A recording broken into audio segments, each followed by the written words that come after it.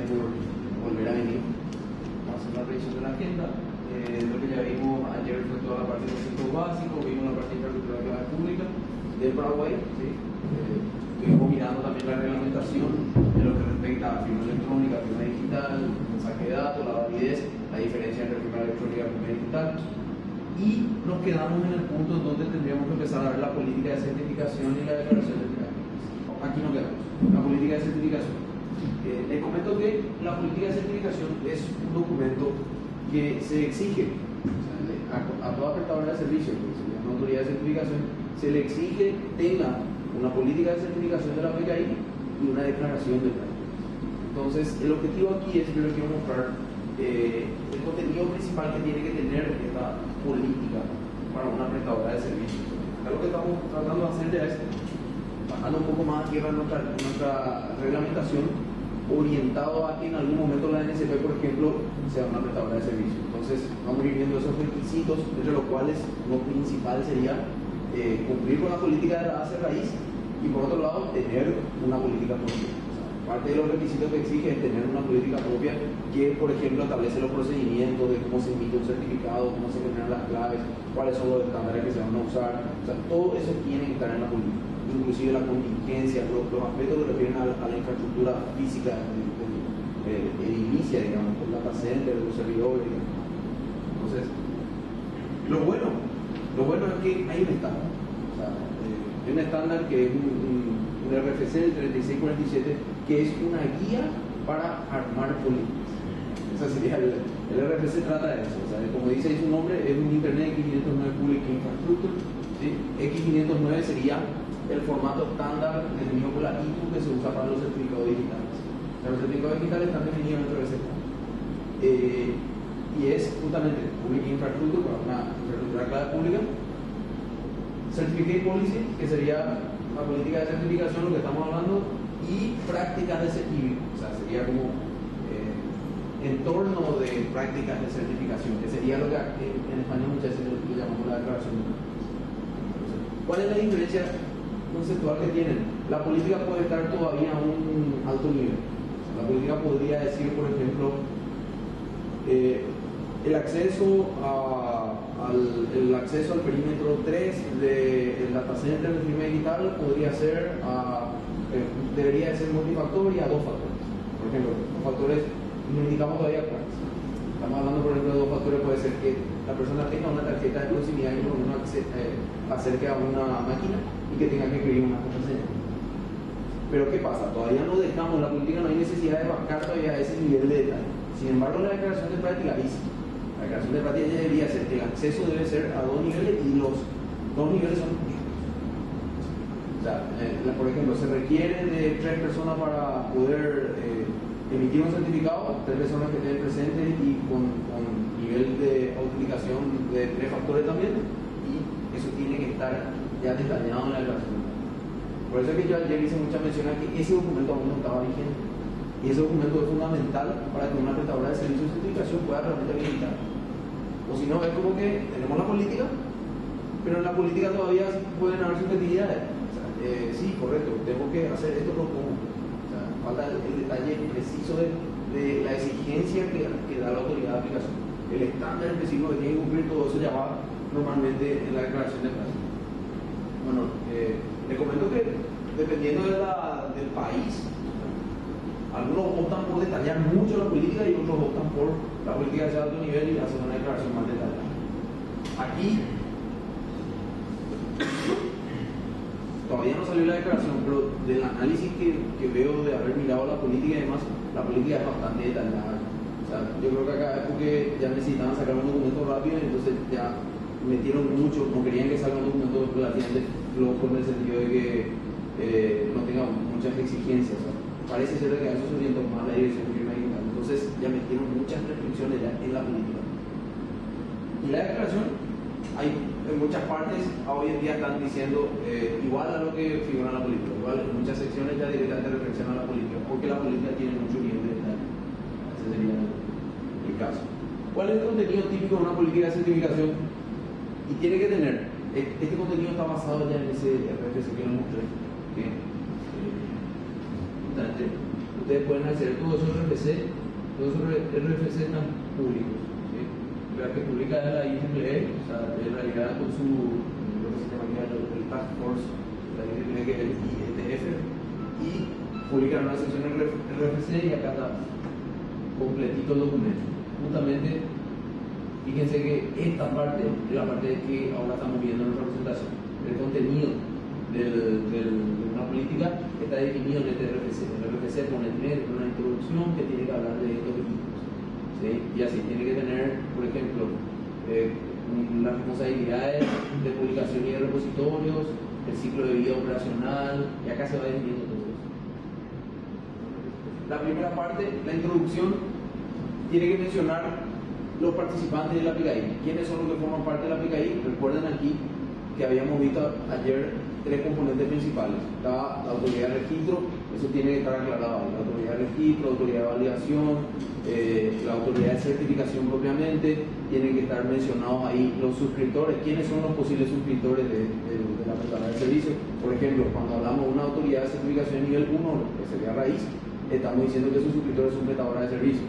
Cuando hablamos de PSC propiamente, que son prestadoras de servicios, sus suscriptores ya son usuarios finales, pueden ser personas físicas, personas jurídicas, entonces todo eso tiene que estar aclarado. El uso de los certificados se debe hacer mención así, el uso, vamos a ver un poquito más adelante también, los diferentes usos que se le da, dependiendo de quién sea el suscriptor, pero típicamente los usos son, por ejemplo, poder emitir, o sea, firmar certificado de una PSC, por ejemplo, un uso que tendría el certificado de la AC Raíz. La AC Raíz, su uso sería firmar certificado de PSC, que es el procedimiento que ellos hacen. Pero no, por ejemplo, firmar un certificado de usuario final. Eso no estaría dentro del uso del certificado de la AC Raíz. Otra diferencia, porque también un uso común sería firmar la lista de revocados. La lista de revocados tiene una lista con un formato que, así como el X509 también define, estandariza el formato de la lista de revocados, y esa lista debe estar firmada digitalmente por la autoridad de certificación que emitió esa lista. Entonces, eso también es un uso de certificado. Y después están los usos comunes que serían firmar digitalmente un documento, simplemente. Eso sería ya un uso de un usuario final. Y también tenemos un uso que se le suele llamar de autenticación. Hay un uso de autenticación que es, por ejemplo, cuando uno adquiere certificados que son para servidor seguro. ¿Sí? Ahí la diferencia, por más de que el proceso, técnicamente hablando de fondo, es el mismo. O sea, se aplica, se hace un proceso de firma digital en realidad, el uso normalmente se le denomina como un uso de autenticación. ¿Sí? También tiene que mencionar cómo se administra la política. Es decir, quién es, cómo se edita esa política, quién es el organismo, la institución que se encarga del versionado y demás, del control de cambio y demás del contenido de la política. A eso se refiere la administración. La responsabilidad de publicación y del repositorio. Ahí se debe aclarar cuál es el repositorio donde se publican estas documentaciones y se debe también mencionar la frecuencia de publicación. Vamos a suponer, si hay un cambio, en no menos de un día hábil ya debe estar esa publicación disponible para un repositorio oficial. Ese tipo de información tiene que estar en esa sección. Después tenemos la parte de identificación y autenticación, que justamente aquí ya estamos hablando de procedimiento. Tiene que haber un procedimiento que indique cómo se hace la validación inicial de identidad. O sea, vamos a suponer, se acerca a la prestadora de servicio que quiere comprar su certificado, que va a invitar para hacer prestadora, y tiene que validar, tiene que haber una validación inicial de identidad, tiene que demostrar. Hay documentaciones que tiene que llevar y demás, eso hay que escribir. Ese procedimiento que hay que llevar y demás, tiene que estar en el procedimiento de validación inicial. Justamente de identidad, identificación y autenticación para revocación. Fíjense, también no solo cuando yo quiero adquirir un certificado, sino también cuando quiero revocar, ahí también hay que validar, que mencionar quiénes son, por ejemplo, los que pueden solicitar una revocación. Fíjense que la revocación es un acto bastante importante también, en el sentido que va a dejar de tener validez un certificado. No cualquiera debería de poder revocar un certificado, y hay que tener un procedimiento para validar que el que está solicitando realmente pueda solicitar ese, y es quien dice ser, o sea, que sería validar la identidad y autenticar. Por ejemplo, la revocación en la política de la AC Raíz menciona que puede hacer el mismo suscriptor, totalmente válido. Vamos a poner, no voy a usar más mi certificado, para no justamente tener que mantener ahí, me sale más caro tener ahí mi gente con toda la infraestructura y demás, prefiero nomás revocar para salvar cualquier problema que pueda tener a futuro. Por ejemplo, si la PS se va a hacer un cierre de operación, o un usuario final que dice, no, ya no sé, quiero revocar o quiero un nuevo certificado. ¿Sí? Entonces, el propio suscriptor es una persona que puede pedir revocación. Otra es la autoridad de aplicación. ¿Sí? Vamos a suponer, la autoridad de aplicación va a hacer una auditoría a la prestadora de servicios y hay una discrepancia, hay una falencia de seguridad. En algún punto la política no está cumpliendo la prestadora. Si es que le da un plazo para solucionar ese inconveniente y no se soluciona, la autoridad de aplicación puede solicitar la revocación del certificado. También están los casos sería por autoridad judicial. Vamos a suponer que el proceso de alguna forma se judicializa. El proceso en el cual hay una firma digital con algún certificado y por algún motivo un juez, alguien con esa capacidad, solicita la revocación del certificado. Eso también está aclarado en la política de que es una persona que puede solicitar revocación del certificado. Eso tiene que estar siempre porque si uno no pone ese tipo de cuestiones, hay después otras leyes que dicen que el juez realmente puede, o sea, que le habilita al juez a solicitar o a afectar en esos procedimientos, a poder tomar decisiones en esos procedimientos. Y si en la política uno dice que no se puede, que solo la autoridad de aplicación, por ejemplo, y que el juez le tiene que pedir a la autoridad de aplicación, está en incumplimiento de otras leyes. Entonces, por ese tipo de cuestiones que ya son más de forma legal, sí que va a ser mucho mejor que yo, a poder explicar mejor, ¿verdad? Se agrega siempre que también una autoridad judicial puede solicitar revocación. Y otra sería, por ejemplo, un tercero, un ciudadano que, vamos a poner, fallecimiento. Y es el suscriptor y una persona demostrando ese suceso solicita la revocación del certificado en nombre del suscriptor original. Eso también es factible. ¿Sí? Creo que hablaste con el tema también del tema legal, de algún problema que haya existido. ¿Algún tipo de fraude que se puedan llegar a cometer con el tema de firma? Y nosotros, por ejemplo, nosotros que estamos queriendo encarar el proyecto, de empezar a ver cómo podemos meter la firma dentro de nuestro proceso, ¿verdad?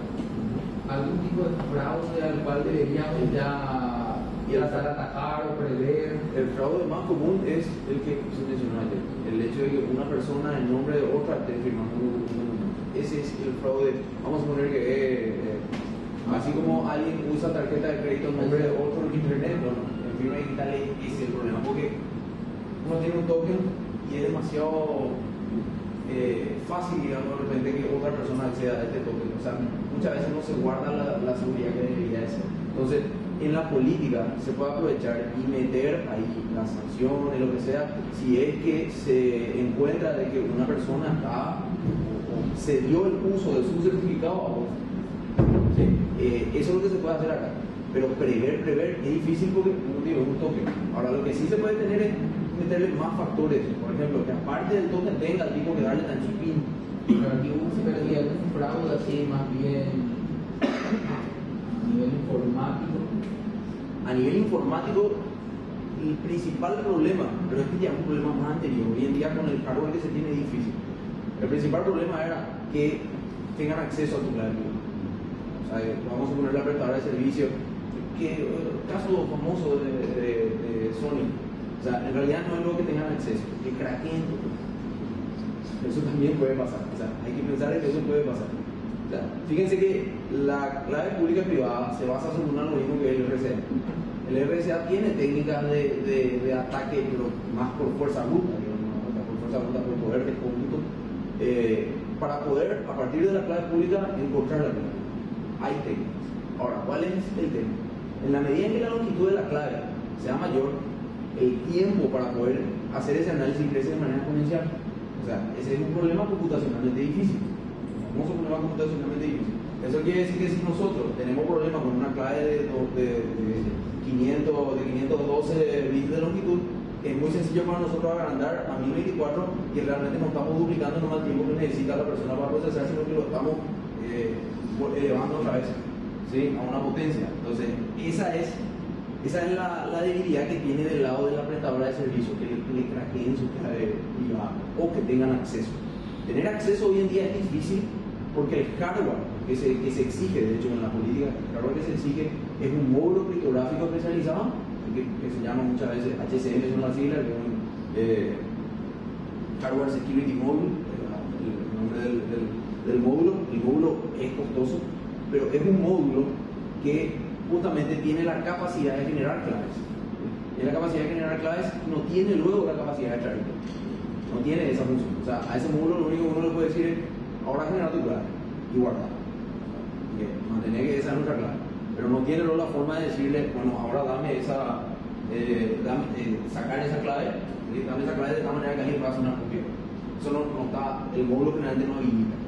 Y por otro lado, el equipo está preparado. Hay un estándar que se llama el estándar FIPS 142, que es un estándar que propone el NIST, ¿verdad? Que es el Instituto de Normas de Estados Unidos. Entonces, esa norma FIPS 142 lo que hace es define diferentes niveles para el hardware, ¿verdad? Diferentes niveles de seguridad para el hardware. Y hay un nivel, que es el nivel 3, que exige que el hardware, cuando sienta o cuando pueda identificar de que se está queriendo violentar, digamos, o forzar, ¿sí? Entonces que tenga un autocerado de la información. O sea, y hay hardware, en el caso de los HCM, algunos que pude ver, digamos, en donde no se lo probamos, no hicimos la prueba realmente, pero el manual de la especificación técnica dice que si vos trasladas a una velocidad un poquito, o sea, creo que te deja mover así despacito, pero si trasladas demasiado rápido, se borra. Trasladas a una velocidad normal, como que lleva caminando acá, se borra. O sea, y eso es la norma FIPS 142 nivel 3. Tenga el autocerado cuando sienta de que está bajo circunstancias, está comprometido. Sienta que está comprometido. Sea eso de que le están golpeando, o sea eso de que están trasladando. El caso. Entonces, en lo que es el hardware, muchas veces se protege por ese lado. Y lo que es el craqueo, muchas veces se protege con una longitud de las capas. Para evitar de que el poder de cómputo hoy en día lo pueda romper. ¿Cuál es el estándar para la clave? La clave hoy en día usan 2048, usan para controles finales, y para la prestadora de servicios se usa el nombre 4016. Así, sí, son una cosa de que de vuelta haciendo los cálculos y teniendo la red de computadora más grande más o menos que hoy tienen, o sea, vamos a poner, si toma Google, una cosa así, igual tardaría así muchos años en poder descifrarse. ¿Cómo se acompaña eso? Se le pone una validad de certificado, por ejemplo, la PCC, vamos a ponerle, si es que para craquear tengo que tardar 50 años, bueno, vamos a ponerle una validad de certificado de 10. Entonces, en 10 años la prestadora de servicio tiene que revocar y adquirir un nuevo certificado. O sea, con ese par de, esos son los parámetros con los que se pueden, la longitud de la clave y ese periodo de validación, de tal manera a que con el periodo de validación nosotros jugamos con cuando él va a venir para solicitar un nuevo certificado para cambiar. Al solicitar un nuevo certificado, el par de clave va a ser diferente. O sea, el proceso tiene que volver a hacerse, el proceso de craqueo si alguien está hablando de eso. Hay un caso curioso que era el PlayStation, creo que era el Play 2 o 3, no me acuerdo cuál, pero no sé cómo le craquearon su clave. ¿Cuál era?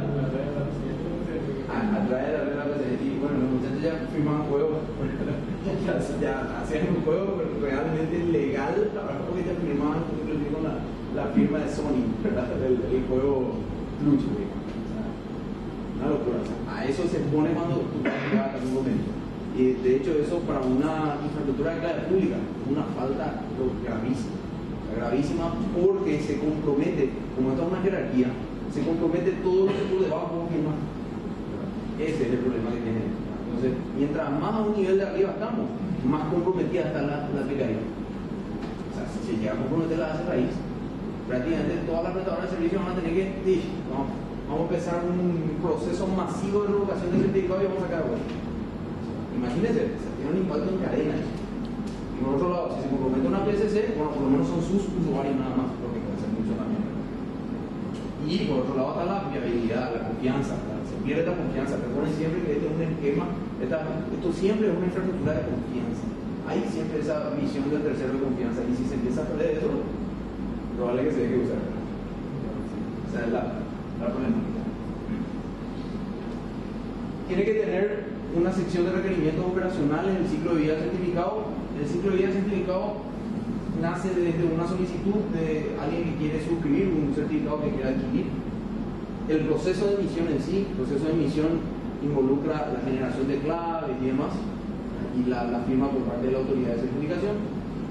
La aceptación, el uso del par de claves, la aceptación, fíjense que es importante porque está en un ciclo de vida también que el suscriptor tiene que firmar un acuerdo de suscripción.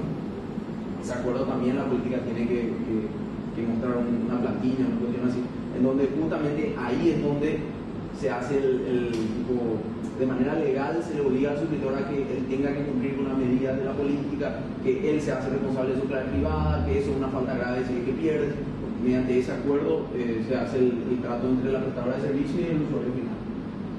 El uso del par de clave, la renovación, la revocación. Recuerden que la forma de implementar en realidad no es con el mismo certificado te doy otro par de claves, sino revocamos y te damos uno. O sea, el proceso de renovación realmente es revocación más emisión. La revocación propiamente, los servicios de comprobación de estado. Servicios de comprobación de estado, recuerden, por ejemplo, la autoridad de validación tiene que estar ahí online y siempre respondiendo cuando un shop está preguntando, un shopping por ejemplo está preguntando, escucha, acá este certificado es de esta persona. Entonces, la autoridad de validación tiene que poder en todo momento devolver ese certificado para que pueda hacer esa comprobación. Los controles de seguridad física, de gestión y operacionales, como su nombre lo dice, controles físicos de la infraestructura estamos hablando. Ahí tienen que haber procedimientos, los procedimientos, por ejemplo, de personal, de auditoría, de logs. O sea, aquí se exige, típicamente en una infraestructura de clave pública, existe la figura de roles, roles de confianza. Entonces, hay roles diferentes. Por ejemplo, está el rol auditor, está el rol de oficial de seguridad, está el rol de oficial del módulo criptográfico. ¿Para qué se tienen estos diferentes roles? Porque muchas veces lo que se hace acá para incrementar el nivel de seguridad es requerir de varios de esos roles al mismo tiempo para poder, por ejemplo, hacer un proceso de emisión. O sea, cuando vamos a emitir, tiene que estar el administrador del sistema operativo, vamos a poner, ya es un rol. El administrador del sistema operativo que tiene que loguearse, tiene que estar, que ese administrador del sistema operativo puede ser el administrador del software, ¿no?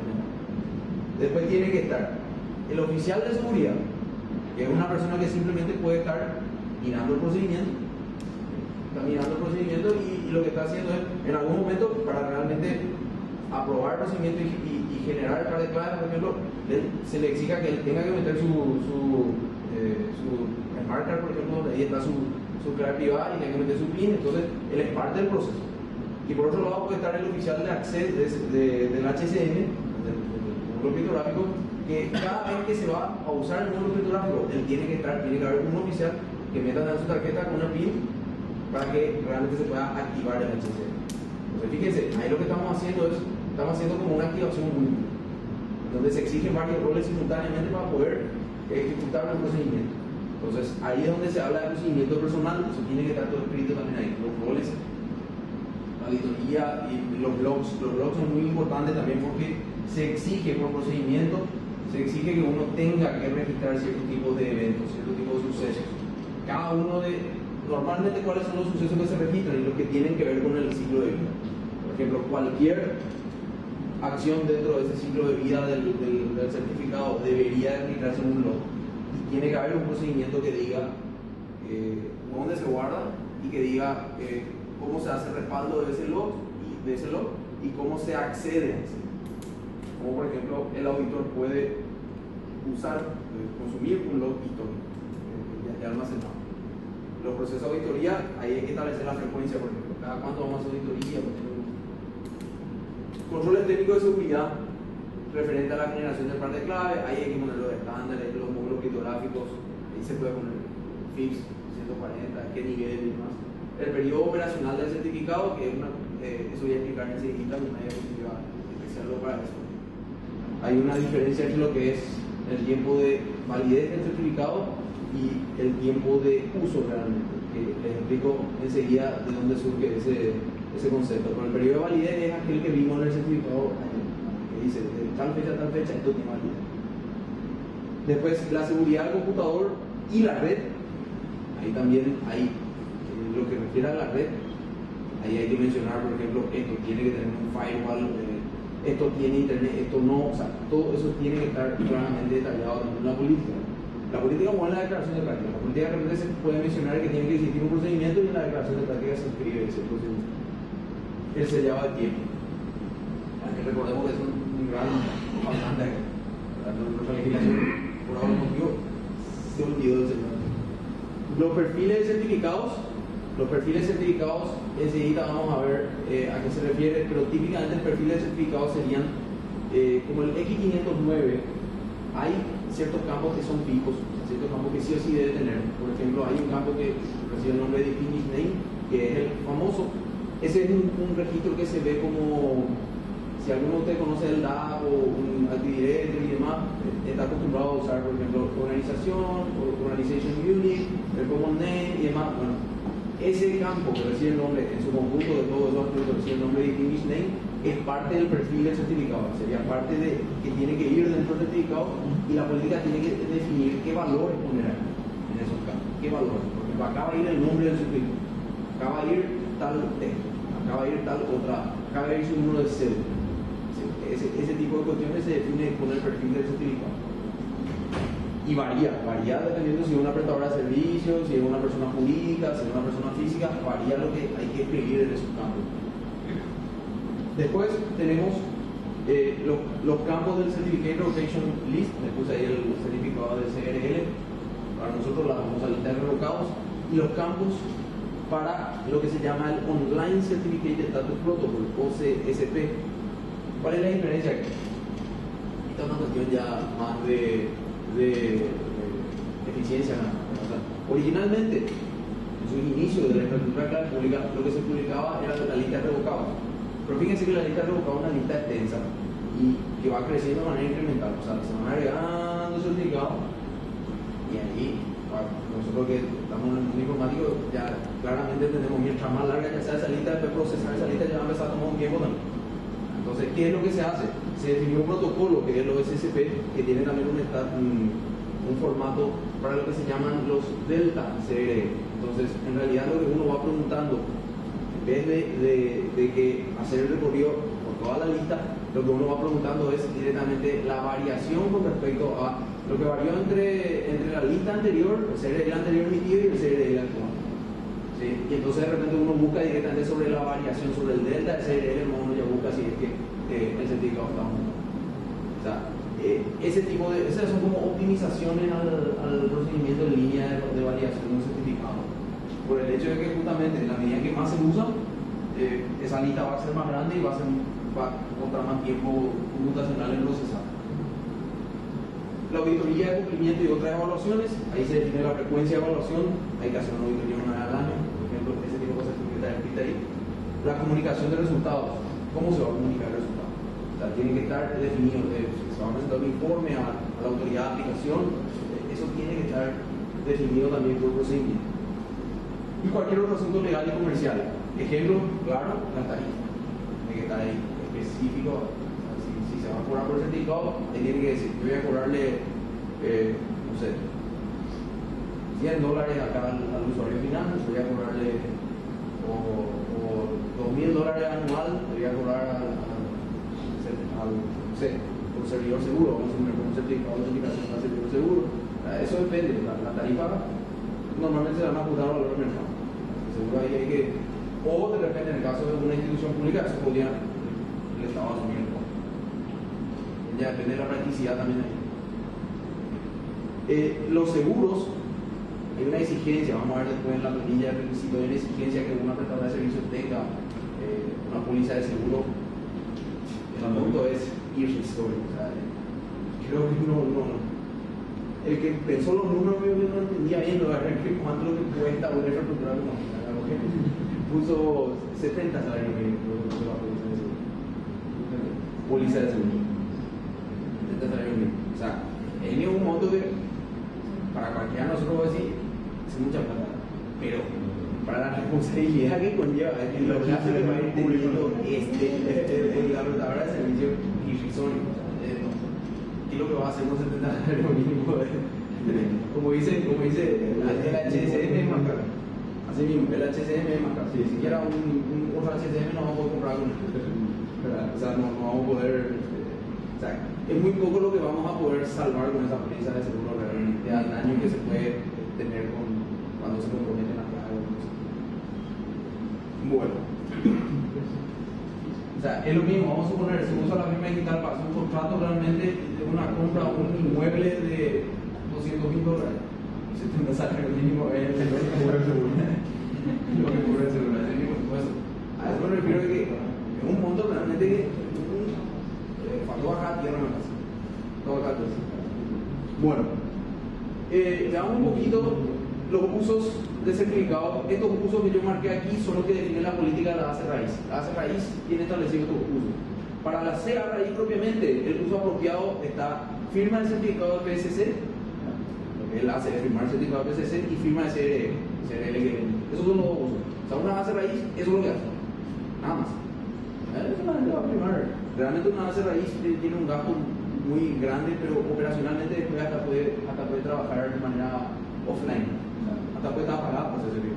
Porque realmente una PSC, o sea, la frecuencia con la que viene una persona a que es una PSC, no es una persona, es una empresa, no es muy frecuente, eso no es muy periódico. Entonces directamente cuando viene se acerca, se arranca el servidor, se hace el procedimiento y se apaga. ¿Sí? Ahora lo que sí tiene que tener es ese componente de validación, ese sí, tiene que tener un servidor web ahí, que ahí tiene que estar publicado los certificados que emitió, ahí se tiene que publicar la CRL, ese puede ser a la vez el repositorio oficial y que ahí esté la política y todo lo demás. Eso sí tiene que tener arriba. Después tenemos la PSC, que sería firma de certificado a suscriptores, y ya hablamos de sus suscriptores serían usuarios finales. En nuestra jerarquía es solo a dos niveles, la CRI y el PSC también usuarios. Y la firma de CRL también. Y después está este nivel que yo marqué en celeste ahí, es el nivel de suscriptor, usuario final. La política de la base raíz lo separó en dos, lo que sería persona física, persona jurídica. Y a su vez, cada una de esta agrupación de vuelta separó en dos tipos de certificados. Un certificado para firma digital, que es el que realmente se supone que es para sustituir a la firma a la firma manuscrita, digamos, y el certificado para autenticación. ¿Por qué está de alguna forma separada? Porque los requerimientos de seguridad también pueden ser diferentes. O sea, de repente el certificado de autenticación puede ser un certificado de menor validez, o sea, con un rango de menor validez, pero que, por ejemplo, vamos a poner autenticación de persona jurídica. Ahí, por ejemplo, se puede vender un certificado para servidor seguro. Eso de repente no hay necesidad de que esté en un token. Eso es más, lo más probable es que eso va a ser un archivo que va a estar en el servidor, porque realmente el servidor es el que tiene que usar. Entonces, fíjense, ahí la seguridad es muy diferente. Mucho más inseguro, digamos, el que tiene un archivo y ahí recibiendo en el servidor nada más, y donde realmente se protege por software nomás, a que sea realmente un token que tengamos que tener. Entonces, ¿cómo se puede jugar con eso? Y bueno, le ponemos una validación menor, ¿verdad? Una validación 3 meses, por ejemplo, y cada 3 meses tener 6. Como PSC yo puedo tener, o sea, ponerle que la CA me firma mi certificado de PSC. Yo me puedo emitir 2 certificados para mí otra vez, para firmar, por ejemplo, uno para los que son para autenticación y otro para los que son realmente para firmar. Así como hacer que comprar y vender otra vez de certificado. Claro, y esos son, o sea, estos son diferentes niveles, o sea, inclusive dentro de esto, no está nomás definido porque eso tiene que salir la declaración de práctica, no. Tiene que salir de que de autenticación puede haber varios niveles, justamente, un nivel 1, un nivel 2, un nivel 3, lo que va variando ya son los parámetros. Por ejemplo, esto es más seguro, la clave es más extensa, tiene un mayor periodo de validez, o sea, con eso te cobra más caro, todo eso también se puede comercializar, digamos, desde ese punto de vista, uno de esos niveles volver a abrir. Y por otro lado, una PSC también podría tener su certificado, pero siendo él un suscriptor, o sea, un certificado que use él para firmar que no es su certificado de PSC, porque su certificado de PSC tiene solo esos usos aprobados, firmar un certificado para suscriptor o firmar una serie, o sea, él también podría adquirirse un certificado. Después, fíjense, y lo que son de firma digital, normalmente ahí ya se exige, ya se empieza a meter lo de la norma PIX, sea un dispositivo que no se puede abstraer de la carrera privada, cuestiones como eso, que existen. El Smart Card, por ejemplo, también es como un mini HSM, lógicamente no tiene esa propiedad del cerado cuando le muevo, o sea, ese tipo de cosas no tiene, pero es un módulo criptográfico, es un SIM, digamos, un chip ahí adentro que sabe generar clave y que no permite extracción de la clave. Lo mismo pasa con, existen esos tokens que son USB, son tipo pendrive, no la misma cosa, o sea, el pendrive que de hecho está sellado, uno no puede, que la norma FIPS, por ejemplo, cuando es nivel 2, te exige, en el caso de que sea una PC o una cosa así, te exige que tenga por lo menos precintos, tipo precintas que denoten de que fue accedido de manera violenta. Entonces, de repente ese token USB está sellado de tal forma que queda en evidencia cuando el dispositivo fue violentado, que quede un rastro físico. O sea, partes como ese tipo de normas se exigen dependiendo de cuál sea el uso certificado que se va a dar. Los distinguished names que les estuve mencionando. Esto también está todo definido en la política de la base raíz. El distinguished name de la base raíz propiamente, que consta de estos campos que ven aquí. Country, Organization, o U, que sería Organization Unit, Common Name y Serial Number. Recuerden que esto va en el certificado. Por ejemplo, esto podría ir, si es la CFI la que firmó, estaría ahí en la identificación del emisor, de quien está firmando el certificado. Ahí, el country lo que dice es directamente tirar al ISO 9166. Correcto, ¿verdad? Ese es el ISO que realmente norma todas las siglas para cada uno de los países. Y ahí a Paraguay le toca el pedido. La organización, en el caso de la base raíz, está colocado Ministerio de Industria y Comercio. La organización, la unidad organizacional, está colocada la dirección de firma digital, que ya sería, la unidad organizacional ya sería dentro de esa institución, cuál sería el área, o sea, cuál es el departamento, dirección o cómo se llama. Eso ya depende si es una empresa o si es una institución pública. En este caso es la Dirección General de Firma Digital. El common name es importante. El common name es realmente el nombre que figura, tipo, el sujeto del certificado. En este caso figura autoridad certificadora a raíz del Paraguay. Ahí justamente la dirección sugiere luego poner el nombre de la base raíz. Ese es el nombre de la base raíz que figura en la reglamentación. Y un serial number. El serial number se utiliza porque la política exige que todo esto tenga que ser diferente. Entonces muchas veces se agrega de campo un serial number que en muchos casos es lo que hace la diferencia. Como lo que estuvimos viendo para Gmail. Gmail de repente puede tener varios certificados. Entonces ahí muchas veces todos los campos de arriba pueden ser iguales, pero ese de abajo, el serial number, que sea lo que vaya a ser diferente. ¿Sí? En este caso, en el serial number de la base raíz, ponen el RUC del ministerio. Ahí hay que usar un identificador, o sea, el RFC lo que dice es que tenemos que usar un identificador, o sea, eso es lo que... ¿Y qué van a hacer cuando le vence a ese certificado? ¿Qué van a cambiar?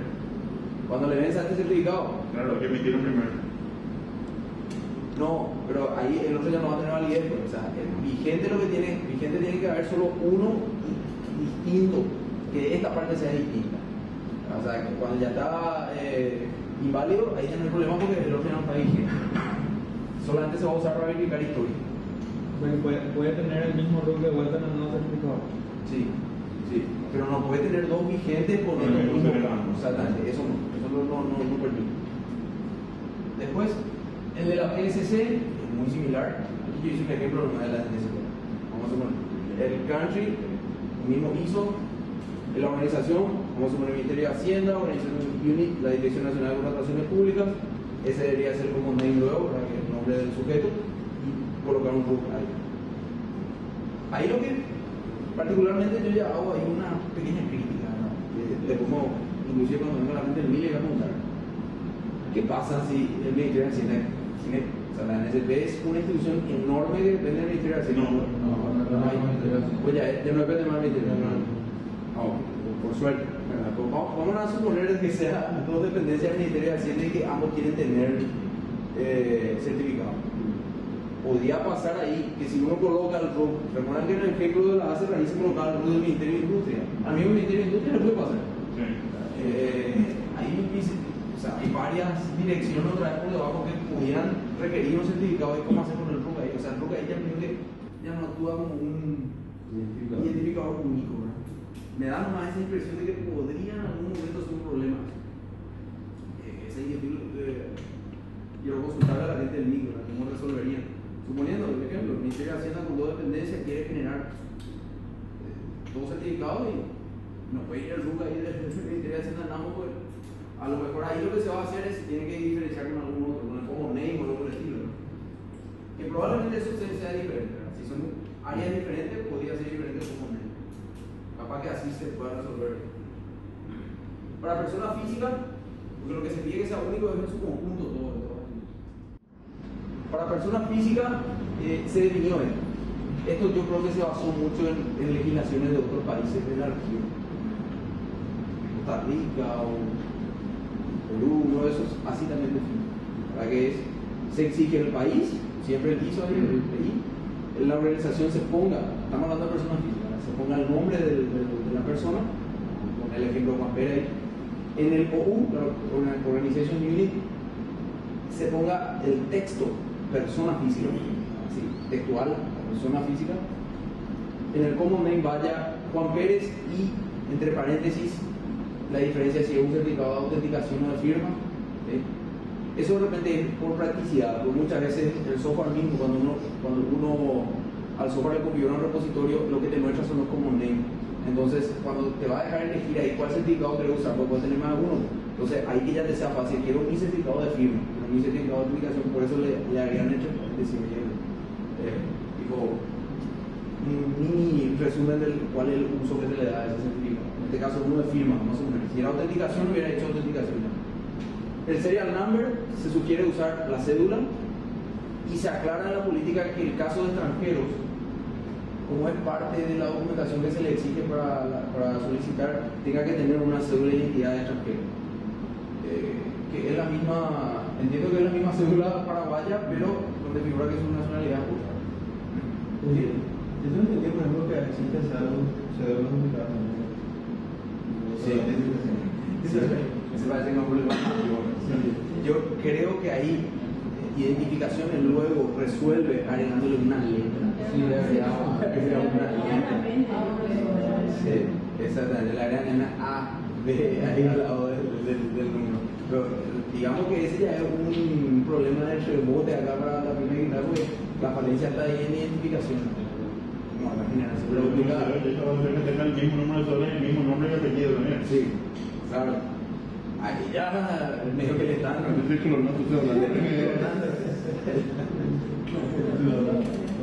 Bueno, entonces para el caso extranjero se exige el extranjero tiene que tener la cédula de identidad del extranjero. Sí, y se agregan 2 campos más que el perfil de X509 permite meter, por ejemplo, your name y given name. Esto es para hacer una diferenciación de la parte del apellido, porque directamente procesando el common name no es un problema sencillo de identificar cuál es la parte del nombre y cuál es el apellido. En Juan Pérez parece fácil, pero siempre vamos a mostrar un ejemplo complicado. Entonces, ahí se separa el surname, el apellido del suscriptor y el given name, el nombre. Después tenemos el caso de una persona jurídica. Ahí tenemos los mismos campos, el país, la organización. Aquí se pone el nombre, esto tomado de la política también, el nombre Arandú S.A. sería un ejemplo de institución, de empresa. La unidad organizacional, aquí se pone textualmente persona jurídica, texto. Es una costumbre de otras reglamentaciones de la región. O sea, eso está muy basado en eso. Está basado en eso. O sea, en su momento yo participé cuando estaban tomando este tipo de decisiones. Yo le objeté eso, esa no es una práctica común. Y además, y le mostré, me han certificado de empresa famosa, grande.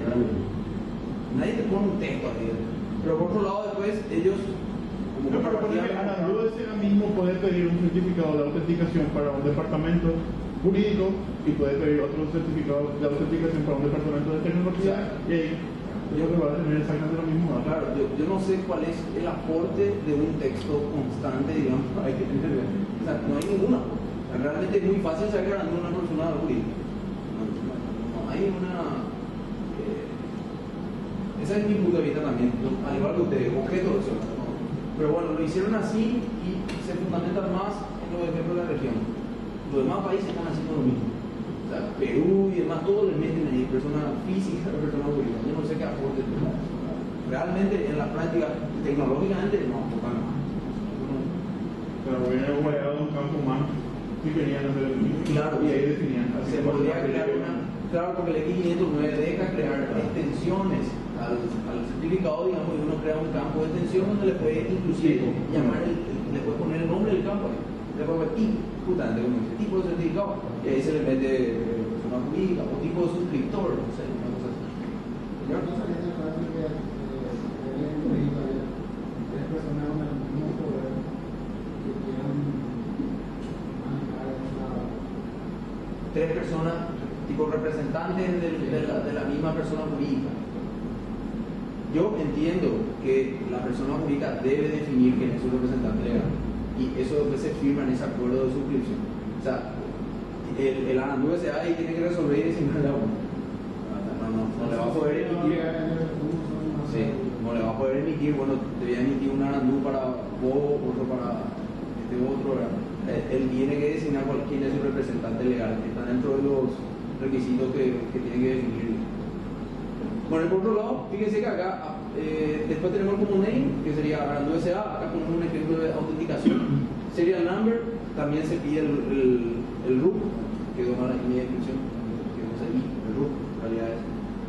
Y aquí se puede opcionalmente usar el campo SAN, que sería el Subject Alternative Name, que es un campo también útil, técnicamente hablando, de repente hay algunas herramientas, ya sea de programación o algunos programas que usan el SAN. Típicamente en el SAN se va, por ejemplo, como su nombre dice, alternativas al nombre, alternativas al common name. O sea, vamos a poner alternativas a ANANDU SA autenticación y ahí cuando hablamos con un servidor seguro muchas veces ahí se puede poner el DNS, o se puede poner en el caso de cuando uno hace certificados y de repente se accede por la IP, ahí se puede poner la IP también. O sea, eso hay muchas. Por ejemplo, le digo, yo trabajo en el área de desarrollo de software. Java, por ejemplo, cuando usamos un certificado que es por la IP, tiene que estar en este campo, te pide que esté en el campo SAN ahí para que él realmente asuma que ese certificado es válido. O sea, son exigencias, o sea, por eso acá ya se prevé el hecho de que el campo SAN también se pueda cargar con alternativas al common name. Lo mismo pasa si esto fuera certificado para firma de correo electrónico. O sea, para firma de correo electrónico ahí podrían haber direcciones alternativas de email. En el SAN uno puede ir metiendo alternativas al nombre al common name. Bueno, el ciclo de vida. Típicamente el ciclo de vida es algo como esto. O sea, se inicia con una solicitud, vamos a poner aquí, esta persona sería el suscriptor, se acerca a una autoridad de registro y hace el proceso de solicitud, cumpliendo con los requisitos que la política establece. La autoridad de registro ahí tiene la necesidad, o sea, tiene la obligación de hacer esta validación de identidad. Tiene que validar, de acuerdo a la documentación que pidió, cualquier otro medio, que tiene que validar que esa persona que se acerca es realmente quien dice ser. La identidad de esta persona. Una vez resuelta la validación de identidad, se genera lo que se llama un CSR, sería un Certificate Signing Request. Sería un certificado, una solicitud de firma de certificado. ¿Qué es ese CSR? Sigue un estándar que es el estándar PKCS-10. PKCS es un conjunto de 12 estándares que muchas veces referencian a otros estándares. Por ejemplo, el PKCS-7 referencia muchas veces al X509, que es el perfil de un certificado digital. O sea, ¿qué es lo que se hizo con el estándar PKCS? Se agruparon otros estándares como para poner en el dominio de lo que es firma digital estos 12, PKCS 1, 2, 3, 4, 5, hasta el 12, digamos, son estándares aplicables o válidos, referentes a la materia. Y el PKCS-10 lo que hace es definir el formato del CSR. ¿El CSR qué es? Veanlo como un certificado que no está firmado. Es eso, un certificado donde todavía no está la firma del emisor. O sea, es un certificado temporal que tiene su...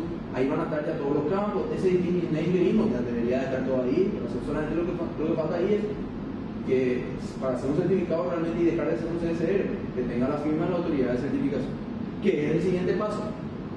Justamente, la autoridad de raíz le hace llegar esto a la autoridad de certificación, sería acá te doy el certificado que hay que firmar, y la autoridad de certificación luego de corroborar de que el CSR se generó siguiendo los estándares y se generó de manera correcta, porque ese CSR, típicamente ese CSR tiene la firma, o sea, como la autoridad de registro generó un par de claves, ¿sí? Agregó una firma en ese CSR con una clave privada, que es la que tiene este suscriptor, ¿sí? La que le entregó a esta persona. Entonces, acá la autoridad de certificación, con esa clave pública que está en el CSR, puede hacer la validación de esa firma. Hace la validación de la firma para decir, sí, es correcto. La clave que tiene ese suscriptor es realmente con la que se firmó este certificado. Y después de esa validación, le pone la firma suya, autoridad de certificación, y ahí ya tenemos, o sea, al firmar ese documento CSR, el producto de eso ya sería un certificado digital, ¿sí? Un X509, y se cumple con eso el paso de emisión del certificado. Ahí ya está emitido el certificado. A partir de este punto ya tiene validez. Desde aquí, cuando ya la CA ya le puso la firma. Entonces, el ciclo de vida inicial es este, el que es para adquirir, y el que no le puse una gráfica acá, pero parte del ciclo de vida que falta acá sería la revocación. La revocación sería directamente el suscriptor solicita o la autoridad de aplicación o alguna autoridad judicial competente, digamos, solicita la revocación del certificado y se ejecuta el procedimiento de revocación directamente con la validación de identidad. Ahí está justamente quiénes son los que podrían solicitar. Mencionamos ya, la CA que emitió también puede solicitar revocación. Ahí por ejemplo, un ejemplo sería el efecto dominó que estamos diciendo, se comprometió ahí arriba y rebota eso, yo tengo que pedirle a todos mis suscriptores, les voy a revocar todo esto porque estamos comprometidos arriba y vamos a volver a generar un nuevo certificado.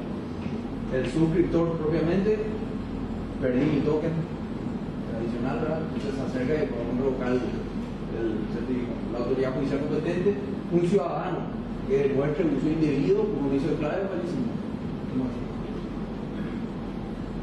Renovación. La renovación no aplica, o sea, lo que se hace es se revoca el certificado anterior y se emite uno nuevo. Y la lista de revocados, como les dije, sigue el estándar X509, o sea, acá algo importante que es la política de la CRI es que exige disponibilidad 99% anual y un tiempo programado de inactividad de máximo 0,5% anual. O sea, hay que claramente ya está diciendo que hay que tener una contingencia idéntica, hay que tener un espejo de la misma para poder garantizar ese 99% anual. Y se exige publicar los delta CRL cada 24 horas. Estas son exigencias para la prestadora de servicios. Cada 24 horas publicar la diferencia con respecto al tiempo, que sería el delta CRL. Bueno, aquí, mirando un poquito, el tiempo de uso y operacional, la diferencia que le quería comentar de dónde viene. El tiempo de uso en la política se define como el tiempo en el cual la CA todavía puede seguir emitiendo certificados con ese certificado digital. Puede seguir firmando certificados. Y el tiempo operacional es directamente el plazo de vigencia del certificado. Durante todo el tiempo operacional la CA está habilitada a firmar CRL. O sea, la CRL puede hacer desde la validez inicial hasta la validez, en ese periodo de validez del certificado. Pero para firmar certificados nuevos, o sea, para emitir, eso solamente durante el tiempo de uso. ¿Sí? ¿Qué es lo que define la política? Y entonces vamos a entender por qué de dónde viene esta diferencia. Define lo siguiente: para la ACE raíz define un tiempo operacional, la validez de su certificado, de 20 años. De 20 años vale el certificado de la ACE raíz. Recuerden que la ACE raíz trabaja online, o sea, ahí realmente el periodo puede ser bastante intenso, no es tan crítico como el caso de una PSC o un usuario final. Ahora, el tiempo de uso se define como solamente 10 años. ¿Eso qué quiere decir? Que durante los 10 primeros años del certificado puede emitir por mes, puede firmar certificado de PSC, pero en el año 11, o sea, a partir del año 10 y un día, año 10 y un día, él ya tendría que gestionar, o sea, ya tendría que haber hecho antes, gestionar un nuevo certificado y desde acá tener un nuevo certificado con el cual seguir emitiendo a PSC. ¿Por qué viene esto? La diferencia viene a que la validez máxima del tiempo operacional de los certificados de PSC, estamos hablando de tiempo máximo, es de 10 años. Entonces, lo que se pretende con esto es, si yo seguía, si esta raya verde era un poquito más extensa hasta acá, y vamos a suponer que llega hasta el año 15, si en el año 15 se acerca una PSC a comprar, yo le voy a emitir un certificado que va a tener una validez, yo le voy a poner 10 años, pero en realidad no va a tener 10 años de validez, porque en cadena el certificado que le firmó va a ser antes, va a expirar en el año 20. O sea que sería, en 5 años el certificado ya no va a tener más validez. Entonces, para solucionar ese problema y no emitir certificados que realmente no puedan tener la validez que dice la política, entonces para eso se define este tiempo de uso. ¿Sí? Y lo que hace este tiempo de uso es que automáticamente ya tenemos que darnos cuenta ahí que podemos tener 2 certificados vigentes al mismo tiempo. 2 certificados vigentes. Uno, porque operacionalmente está vigente todavía. En el año 10 a un día, yo tengo vamos a llamarle el viejo, con el cual sigo firmando CRL, pero solo CRL. Y a partir de ese día ya tengo el nuevo, con el cual estoy emitiendo un certificado de PSC. O sea que sería tener 2 certificados vigentes ahí, en el caso para la CRI, en el caso para la PSC o el usuario. Y lo mismo pasa, esa misma problemática trasladamos al PSC, solamente que acá tenemos que hacer en función al tiempo operacional del certificado de los usuarios. Como a los usuarios finales, la política define que el tiempo máximo operacional es de 2 años, y el de uso también, o sea, no hace distinción para el usuario final, sí, a él no le lleva esta problemática de usa mientras diga y su validez, lo usa. Entonces, como esto vale 2 años y el de la PSC a lo sumo vale 10 años, este 2 años tenemos que considerar acá, y cuando lleguemos al año 8, ya no seguir emitiendo certificados, porque si seguimos emitiendo con ese, si en el año 9 emitimos certificado, la validez para ese usuario final a lo sumo va a ser de 1 año. Entonces no vamos a poder cumplir con que su validez sea de 2. Entonces, a partir del año 8, del año 9, digamos, ya tendríamos que empezar a emitir con un nuevo certificado. Bueno, entonces, no sé si se entendió la diferencia entre... La política te fuerza a que sean 2 años la vigencia del certificado para el usuario. Como máximo. Como máximo. O sea, vos podés emitir igual uno de 6 meses. Así mismo. Como máximo te pone 2 años. Entonces, los tiempos están definidos a los tiempos máximos. Esto sería como el caso pesimista, ¿no?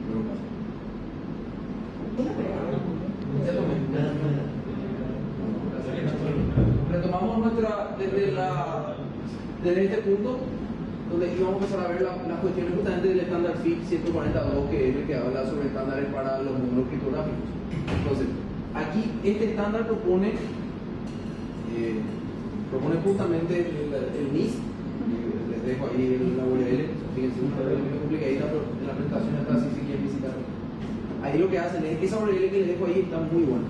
Lo que hace es compara diferentes módulos criptográficos de diferentes métodos, digamos, diferentes proveedores, y va diciendo, este módulo realmente está chequeado que es un FIT nivel 3, este es un FIT nivel 2, este es nivel 1. Esa validación la hacen acá y hacen por año. O sea, van haciendo 2013, 2014, entonces se puede acceder y chequear. A la hora de adquirir, por ejemplo, un módulo criptográfico, es una información muy valiosa esa, ¿verdad? Porque se tiene el trabajo del equipo NIST que hizo esa validación. Bueno, el nivel 1. Típicamente el nivel 1 lo que dice es que el módulo es un módulo descifrado por software o a lo sumo una tarjeta de lo que se llama una encryption board. No sé si conocen. Exactamente, una tarjeta PCI que tiene ahí adentro tiene el módulo descifrado. O sea, lo que hace es la tarjeta, lo que hace es descifrar. Pero directamente el nivel 1 entonces solamente es o es directamente descifrado por software o por la tarjeta. Fíjense que no habla nada de algún mecanismo de seguridad que resguarde el acceso y demás. No menciona nada todavía en el nivel 1. En el nivel 2 ya hace referencia a un hardware, fíjense, hace referencia a un hardware con revestimientos o precintas que deban romperse para ser vulnerables. O sea, el nivel 2 lo que dice es, tienes un equipo, un hardware ya tangible, y por otro lado, te tiene que dejar evidencia de cuando fue vulnerable. Entonces, dejar evidencia como ejemplo en la definición mete tener revestimiento o precinta, algo que se tenga que romper. El nivel 3 nos dice es el nivel 2 más un autocerrado si es que se siente comprometido el equipo. O sea, si el equipo nota que está en un ambiente donde está comprometido. En el caso como le dije, eso puede ser directamente sentir movimiento. Si siente movimiento, entonces autocerrado. Y el nivel 4 ya es algo más grande otra vez, que sería el nivel 3 más protección avanzada contra intrusiones y estar diseñado para operar en ambientes no seguros físicamente. O sea, el nivel 4 ya es que mi módulo criptográfico esté en la calle, ¿verdad? En la calle no tiene que tener el auto cegado, tiene que inclusive tener protección como para que cualquier ciudadano que está por ahí empiece a robar por él, digamos, que no pueda vulnerar. O sea, los niveles que se mencionan en la política acá son el nivel 2 y el nivel 3. O sea, esos son los dos niveles que es el nivel 4 no. O sea, de hecho, el nivel 4 no tiene mucha aplicación aquí, no estamos diseñando nada que sea medida de carga en el parque. Bueno, les muestro ejemplos. Existen tokens con chips criptográficos y en algunos casos hay vendedores que garantizan, inclusive hay algunos que garantizan fin nivel 3, dependiendo bajo ciertas circunstancias. Hay que ir a mirar, por eso es bueno esa validación que hace el NIA ahí, porque ahí es donde explica bien, este producto cumple con esto. Pero hay también tipo tarjetas que puedan llegar a ser nivel 3. Típicamente las tarjetas son más de nivel 2. O sea, de nivel 2 porque dejan evidencia cuando son vulnerables. El caso del HCM es un HCM típico, o sea, es un hardware como esto, ¿verdad? Y en este ejemplo, que creo que es marca Bull, este es un nivel 3. Que tenemos que moverle de paso. Este es un hardware que sale alrededor de $20,000. ¿Cómo? 70 salarios mínimos. No, ese marca $20,000 que sale el hardware. Bueno, para entender un poco algunos procedimientos que se exigen, vamos a definir un poquito algunos métodos de autenticación. Típicamente en la política se definen los métodos de autenticación como de 3 niveles, o sea, de 3 formas. El primero, algo que sabemos, sería el típico ejemplo: conocer un PIN, conocer una contraseña, una frase famosa. Algo que se tiene sería justamente disponer de un token USB o de un smart card, o el smart card ya estamos hablando de una tarjeta porque ya tiene un SIM ahí dentro, o una tarjeta no smart card, una tarjeta simple de identificación. Eso también tipo esto, el de visitante. Pues una tarjeta de identificación no es un smart card. También puede ser una tarjeta magnética, que no es un smart card de por sí, pero que de proximidad, por ejemplo, también, que active o habilite o deshabilite de acuerdo a la proximidad con el equipo. Y algo que se es ahí está en referencia a llevar un rastro biométrico. Un rastro biométrico que puede ser de diversas formas, como el caso de la huella dactilar, el patrón ocular, la verificación de voz. Son los 3 más tradicionales. Claro, acá se puede meter también secuencia de ADN, simplemente la practicidad de 8 puntos. Esos son los más prácticos. Autenticación multifactor. Cuando hablamos de autenticación multifactor, en la política se encuentran, dependiendo de los diferentes niveles de acceso, exigen autenticación a un factor, a 2 factores, a 3 factores. Cuando se refiere a un factor, típicamente piden o algo que se sabe o se tiene.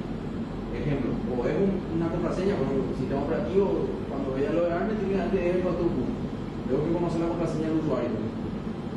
O algo que poseo, por ejemplo, para acceder a la puerta, puede ser que la puerta tenga el equipo y con proximidad de mi tarjeta, de mi tarjeta que yo tengo, ahí habilito la puerta. A 2 factores ya sería algo que se sabe más algo que se tiene.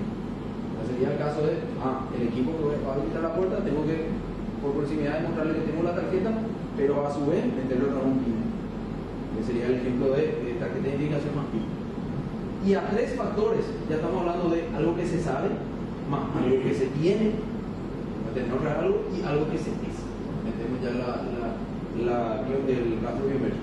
El ejemplo sería, ese mismo ejemplo, tengo la tarjeta, demuestro que estoy en posesión de la tarjeta, meto el PIN y a la vez de otra. Sería ya un esquema a 3 factores. O hablo, como sería el caso. Ahí también hay equipos que algunos pueden ser, por ejemplo, también por el peso. De repente eso estuve también investigando. De repente el acceso, pueden haber 2 puertas. Y si es que tu política te pide que solamente pase una persona a la vez, una persona a la vez. Puedes medir eso. En el caso de transito una persona a la vez. De repente se pueden colocar O sea, eso muchas veces se hace midiendo el peso. Se mide el peso, dependiendo del peso se habilita o no la segunda puerta. Y el tipo está ahí en un lugar intermedio entre una puerta y otra puerta. Entonces, si está entre dos, esa segunda puerta no se abre. Así, eso también son cuestiones que tienen que ver con los factores requeridos para habilitar o tener ingresos o no, ¿verdad? Autorizado.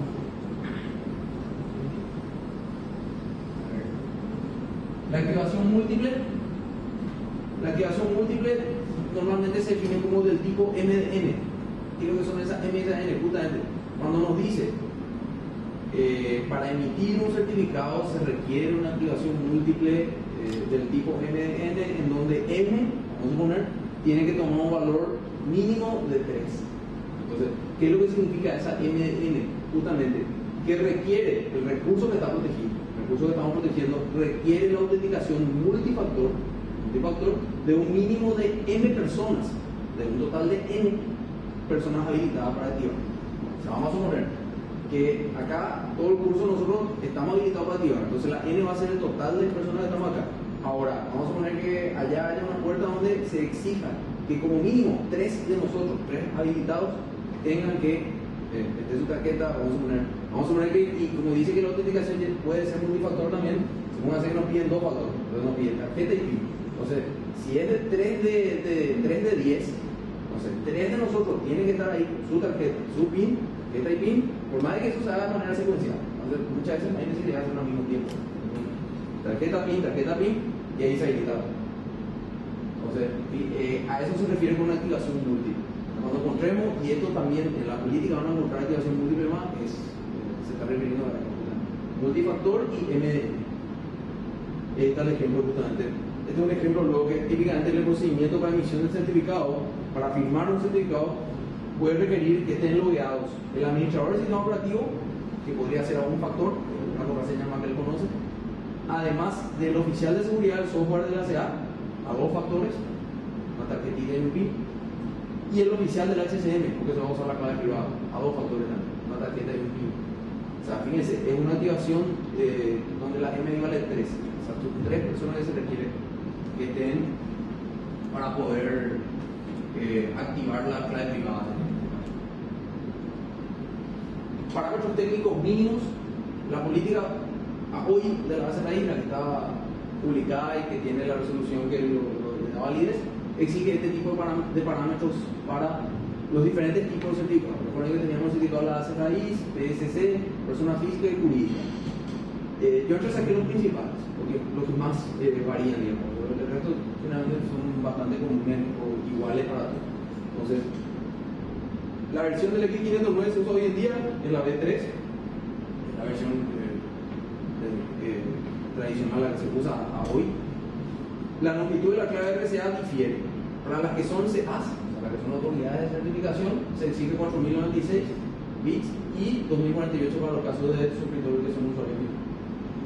El algoritmo de hashing, ¿sí? A todos se le pide el SHA-256. Recuerden que el hashing, la huella electrónica del documento, la técnica que se va a usar. El estándar para módulo criptográfico, siguiendo el FIP 142, en el caso de la base raíz PSC se pide el nivel 3, exige, ya tenemos un requerimiento, entonces para hacer una prestadora de servicio hay que tener el módulo criptográfico, nivel 3. Y para personas físicas o jurídicas se pide, para personas físicas nivel 2 y a personas jurídicas, otra cuestión que le quiero preguntar, nivel 3.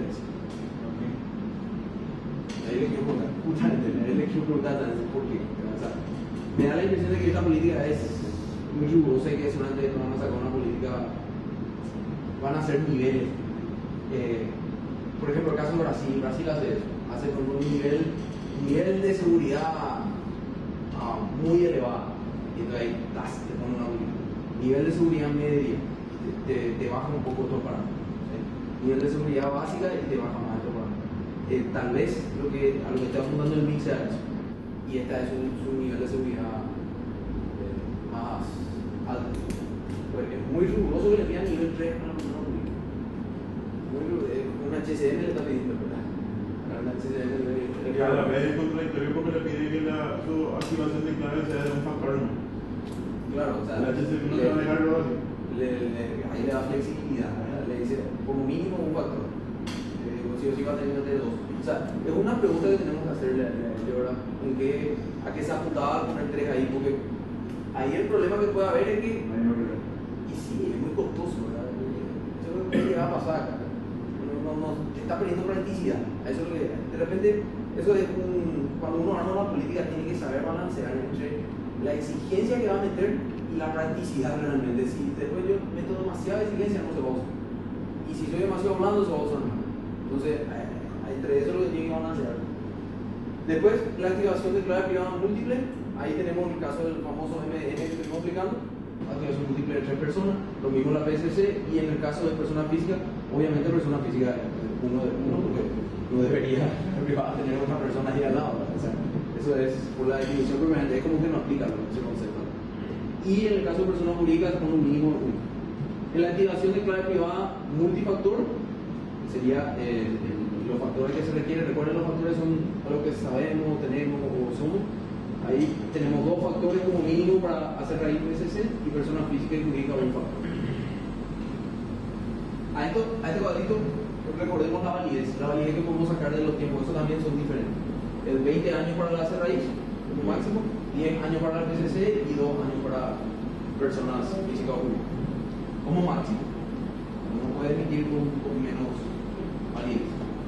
Bueno, hasta aquí llega esta presentación y ahora lo que yo tengo es preparado una planilla, justamente una planilla donde estuve armando, sacando de la política y del borrador de declaración de práctica.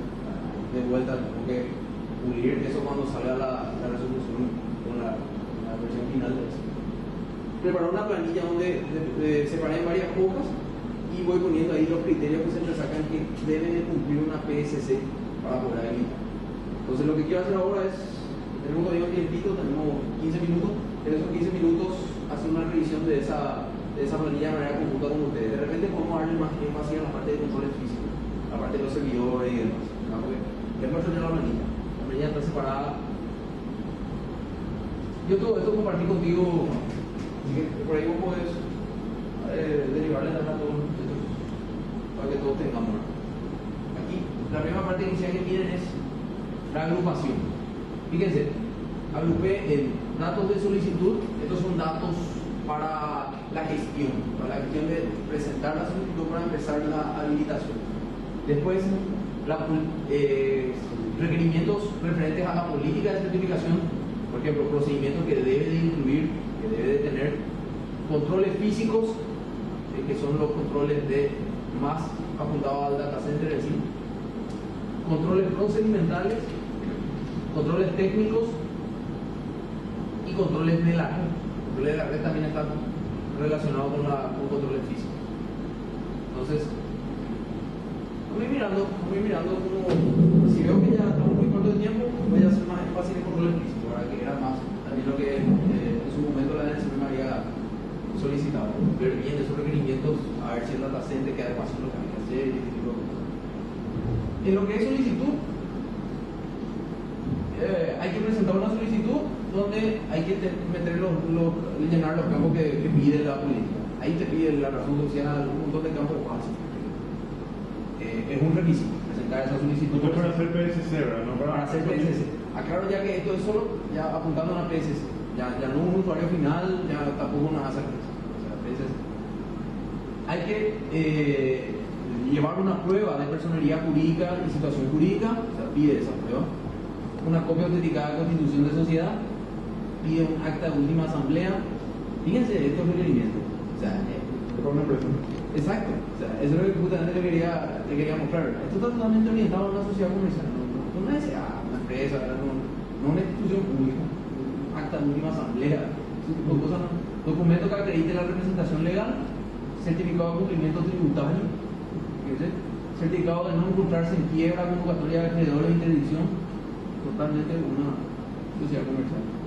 Constancia de estar al día con el seguro social. Capital mínimo de 200 salarios mínimos para actividades diversas no especificadas en el capital debería ser al momento de la habilitación. Domicilio del representante legal y en la capital. En la capital es, diversas no especificadas. En la capital se refiere al claro. Domicilio del representante legal Dirección de correo electrónico representante legal, que después se usa en la política, dice que ese va a ser la vía de comunicación formal, por eso pide la dirección de correo electrónico.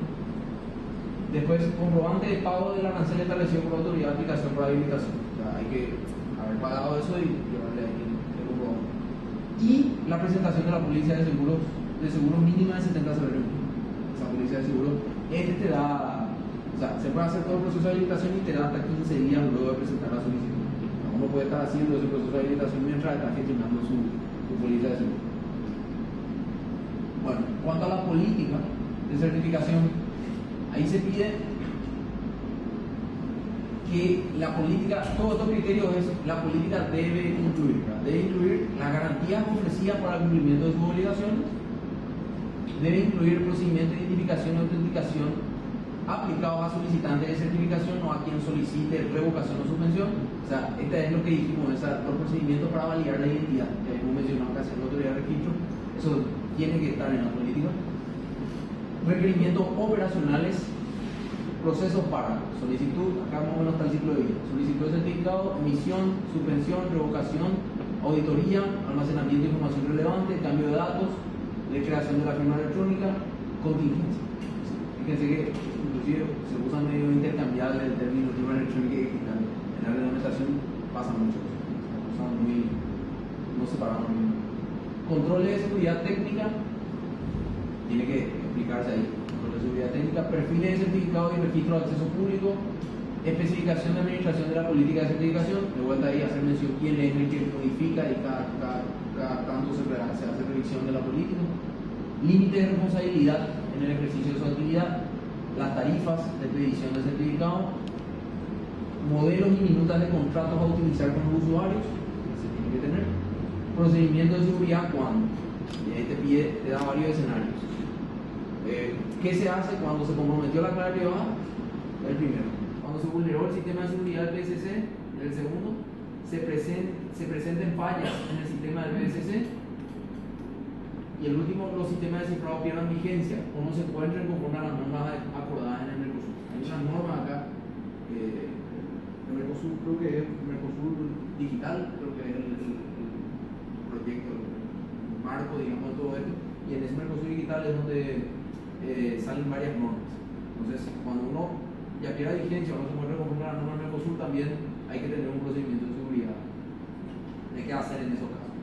Y cumplir los estándares establecidos por la autoridad de aplicación en cuanto a y de vuelta partes del proceso de ciclo de vida, generación de claves, generación de firmas, los certificados, acá bueno, cumplir que sea un X509, cumplir con esos parámetros que dijimos que son SHA-256, ese tipo de cosas tienen que estar ahí. Los controles físicos, y interesa. El primer criterio dice debe ser un ambiente de protección física que impida y prevenga usos o accesos no autorizados o divulgación de información sensible. De momento eso es un... Sí, no hay mucho detalle. El siguiente ya da un detalle mayor. Contar con al menos 6 perímetros de seguridad física. 6 perímetros. Vamos a explicar qué son los perímetros. Pues, parece demasiado mucho, pero no es tampoco. El primer perímetro dice acceso a las instalaciones de la CEA, que sería un área de recepción. El ingreso requiere solo identificación del individuo por parte del personal autorizado, indicar la cédula. Vamos a poner lo que hace acá abajo justamente la seguridad del edificio. Entonces, el primer perímetro es la institución propiamente. Vamos a ponerle acá, pues sí, está medio grande acá. Ahí, vamos a poner acá DNS. La institución, aquí está la puerta. Entonces, aquí tiene que haber alguien que sí o sí, y tiene que estar. Entonces la puerta en realidad, de acá la persona entra, va a entrar por acá, vamos a poner de la calle. Entonces aquí tiene que haber un registro, que como mínimo le tiene que pedir, este es nuestro primer perímetro, como mínimo le tiene que pedir la cédula y darle, como dice ahí, una tarjeta de identificación y registrar la hora de entrada de seguro. Ese es el requerimiento. El segundo dice acceso al área de procesos administrativos de la CEA. Área interna al perímetro anterior. Un área contenida en el anterior, de acceso más estricto y restringido que el primero. El ingreso requiere un factor de autenticación y tarjeta de identificación visible. O sea, ahí justamente, de la DNSP, no toda la DNSP va a hacer trabajo referente a certificación, a certificado digital o a la autoridad de certificación. Está, por ejemplo, que si ponemos un ejemplo, la asesoría legal, hay diferentes otras áreas que no tienen que ver con esto. Entonces lo que dice es, bueno, dentro de esa área, vamos a suponer que... Es más grande porque se dice. Sí, pero los órdenes son más chicos. Vamos a atacar. Este está acá, vamos a poner todo esto de DNSP, pero hace otra cosa. Y esta parte que está acá es la CA propiamente, ¿verdad? Lo que tiene que ver, o lo que hacen el proceso administrativo de la CA. Vamos a suponer que salga una dirección que haga eso, ¿verdad? Por poner un número. Entonces la dirección de CA. Dirección de CA, exactamente. Esta dirección de CA es nuestro segundo nivel, nuestro segundo perímetro interno al anterior, y nos pide mínimo autenticación de un factor y tarjeta de identificación visible. Un factor no nos pide. Recuerden que un factor era fácil. Un PIN o que su tarjeta haya un equipo que tenga que acercar, por ejemplo, para ingresar ahí. Eso dentro de todo es sencillo. Vamos a poner acá está nuestra puerta de eso y aquí ya pide entonces un factor y que tenga la tarjeta de identificación. Más tarjeta de identificación. Tarjeta y de... O sea, ahí ya estamos previniendo un visitante, por ejemplo, aquí ya está frenado por el hecho de que solamente no va a tener un factor para el acceso, a menos que esté acompañado, escoltado, justamente. El tercer perímetro, acceso al área de operación de la CA. Área interna, el perímetro anterior de acceso más estricto y restringido que el segundo. El ingreso requiere dos factores. Ahí ya nos pide contraseña más tarjeta de proximidad. Ahí ya está diciendo área de operación de la CA. O sea, acá medio que dentro de ya está entrando al data center, vamos a suponer. Vamos a suponer no sería el data center en sí, sino es como una antesala del data center, no sé cómo llamarle. Aquí la gente que está más en infraestructura me puede ayudar en esto. Siempre hay una sala previa, ¿verdad? Exactamente. Siempre hay una sala previa donde inclusive puede haber alguien que esté ahí con una computadora haciendo algo, ¿verdad? O sea, haciendo algún trabajo o lo que sea, que no es necesariamente todavía la sala donde hay servidores. La sala de servidores. Ese es nuestro perímetro 3. Vamos a poner ese perímetro, área de operación de la CA. Interna también dice ahí. Relación. ¿Tampoco hay dimensiones mínimas? No dice que hay dimensiones mínimas. No está mencionado en la política. Hay que ver si en el borrador de la declaración de que no aparece. A la fecha no hay dimensiones mínimas. No hacía mención tampoco a ningún. Están puestos estándares, los estándares de data center. ¿Cómo era? Los tier 1, tier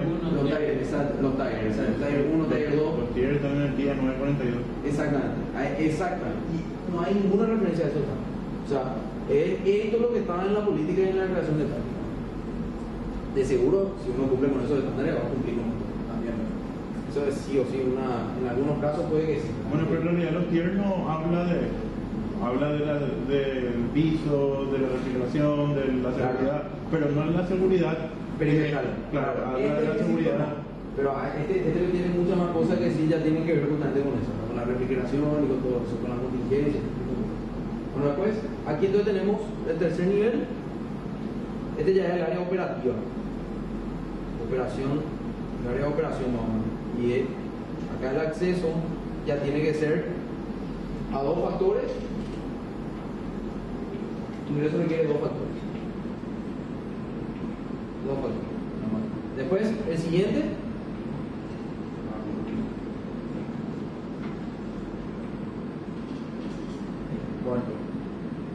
El cuarto perímetro, acceso al área de operaciones críticas de la CA. Área interna, el perímetro anterior, de acceso más estricto y restringido que el tercero. El ingreso requiere dos factores. Al menos uno debe ser biométrico. Exacto. Fíjense, el cuarto dice área de operaciones críticas. Y para adelantar un poquito nomás, el sexto después dice área de resguardo de la clave privada, área interna al cuarto perímetro.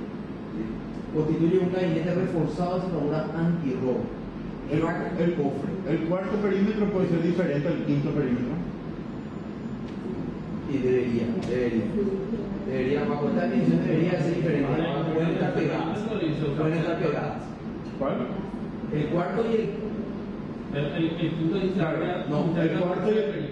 Perdón, me equivoqué, ahí mi error. El quinto, no leí bien mal. El quinto es el cofre de seguridad. El quinto es acceso al área de resguardo de documentos y dispositivos sensibles, área interna del tercer perímetro, constituye un recinto acorazado, cofre de seguridad.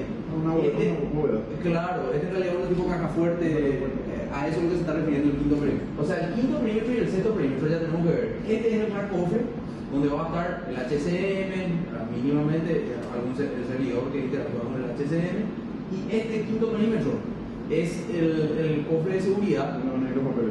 Exacto. Y ahí lo que va es, por ejemplo, las tarjetas, vamos a poner las tarjetas para los roles. Los roles cuando ingresan, las tarjetas justamente de identificación y demás, no es que sacan de acá y llevan a pasear a su casa. Entonces, lo que hacen es se guardan en estos cofres de seguridad. Cuando hay que usar, ahí vienen, se abre el cofre de seguridad y se quitan esas tarjetas. Entonces, lo que pide es que este cofre esté al menos dentro de el tercer nivel. Pero que ahí dentro del tercer nivel, el cuarto, quinto y sexto serían internos de ese tercer nivel. De hecho, el cuarto es una partecita. El cuarto es de la center en realidad. Exactamente. El cuarto, el que dice como crítico, ese es de la center. Y lo que pide es que el sexto, el cuarto es aquí, y el sexto, que es el rack cofre, vamos a ponerlo así nomás ya. Este es el sexto, dentro del cuarto. Eso es lo que pide. Y el quinto te dice, o puede estar acá, o puede estar acá. ¿Verdad? O sea, si está en el cuarto, por consecuencia está dentro del red, o si no, puede estar acá. O sea, ya te da la posibilidad de tener en cualquiera de estos. Vamos a suponer que esté aquí. Vamos a ponerle acá al cofre. Y ponerle al quinto. Así más o menos la disposición que pide. Y este tiene sus requerimientos. O sea, como dice ahí, dice justamente un recinto, como dice ahí, recinto acorazado con seguridad. Y eso tiene después más abajo sus requerimientos por ejemplo, un requerimiento que tiene esto es que tiene que ser o lo suficientemente pesado o tiene que estar fijo en el piso. ¿Para qué? Para lo que se quiere evitar, como el caso de un cajero, cuando venga alguien a agarrar y lleve la misma cosa acá en la caja, que no venga alguien y lleve consigo la caja fuerte. Y tiene que ser, te pide el material y todo te pone acero o un material con resistencia similar. El caso del rack cofre tiene su nombre normalmente de gabinete reforzado conservador antirrobo. Entonces, este rack cofre también tiene su especificación. Un rack especial, de seguro la gente que maneja bien, que la diferencia con el rack tradicional es que este rack justamente es como una caja fuerte otra vez. Una caja fuerte para servidores. Se abre la caja fuerte y ahí recién se accede al servidor. Un rack tradicional, a lo sumo lo que tiene es la llave. En este caso, tener la llave puede tener más mecanismos, más factores de seguridad para abrir la caja. Entonces, en líneas generales, el perímetro más o menos es este que está acá. O sea, la institución en sí, el nivel 1. Nivel 2 ya entrando a lo que es la dirección que haga trabajo referente a certificados, o sea, la autoridad de certificación en sí. El tercero que ya es el área operativa, ¿sí? Que a su vez le contiene al cuarto que sería la sala ya de servidor, el data center. Y el 5 y 6 ya son un rack cofre y una caja fuerte que deben estar, en el caso de la caja fuerte, o dentro del área operativa o dentro del data center, no hay problema, o el rack cofre necesariamente dentro del data center. Ese sería el caso. O sea, fíjense que hay varios niveles de acceso para llegar realmente al cofre, hay bastante. Eso es lo que se refiere con el método de los 6 primeros.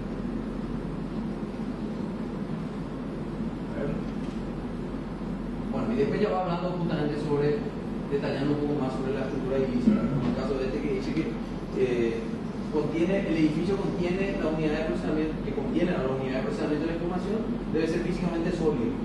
Los muros externos deben ser de construcción sólida, dotados de niveles de seguridad para acceder a las máquinas de aplicaciones críticas. O sea, habla más de la estructura sólida del edificio. Todas las puertas y ventanas deben estar cerradas, protegidas contra acceso no autorizados. Las aberturas deberán ser de estructura sólida y dotadas de un sistema de cierre seguro y resistente. eso es más. La generación de clave de emisión de certificado se debe realizar en un centro de datos situado en una infraestructura de alta seguridad conforme a los perímetros de seguridad. Ustedes tienen que cumplir los perímetros. Se han hecho caso, van a encontrar una cosa que son medio repetidas. Los sistemas deben estar físicamente separados de otros existentes importantes. Los sistemas deben estar físicamente separados de otros existentes en el lugar, de forma que solo el personal autorizado pueda acceder a ellos, garantizando así la independencia de otros equipos y sistemas de terceros alojados en el lugar. De todo un tema. Hay que evaluar muchas veces qué pasa. Seguramente ese es nuestro perímetro 4. Es el data center general de la NSP. Es adyacente, pero no está adentro. Claro.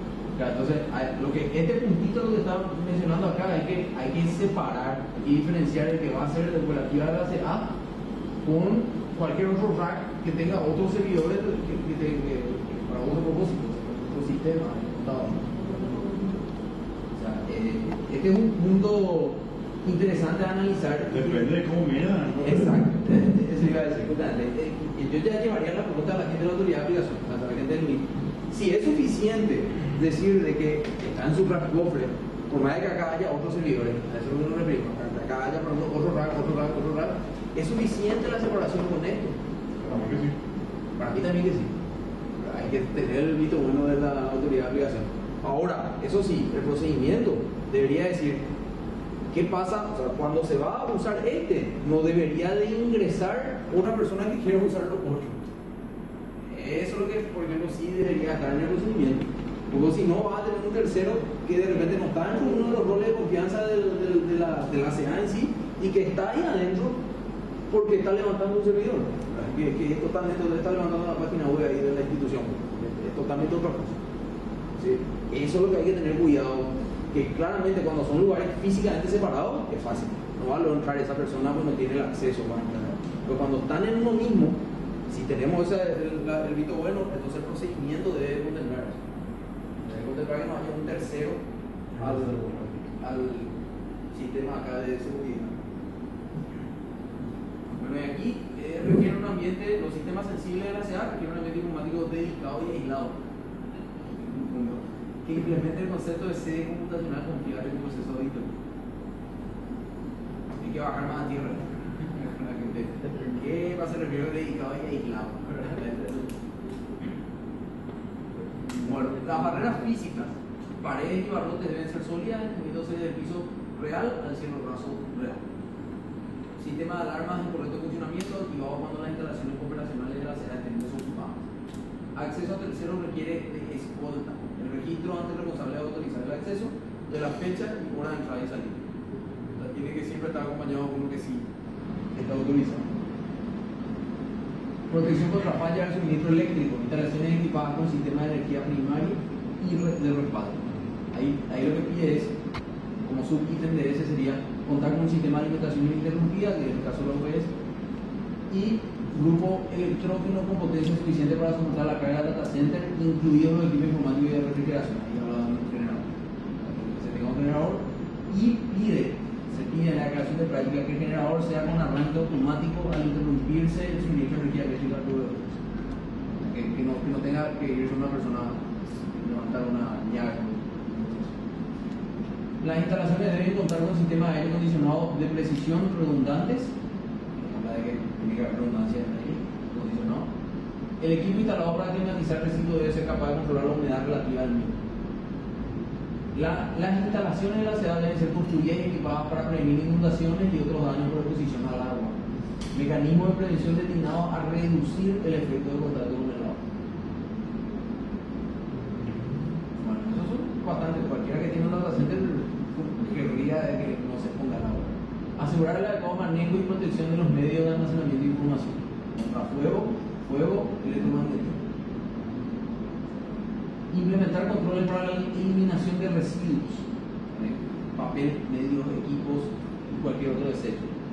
Solo que nadie hace caso a él, pero bueno.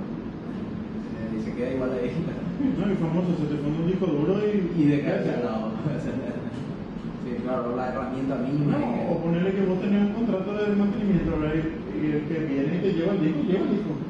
Sí, lleva el disco. No, acá esto te prohíbe eso.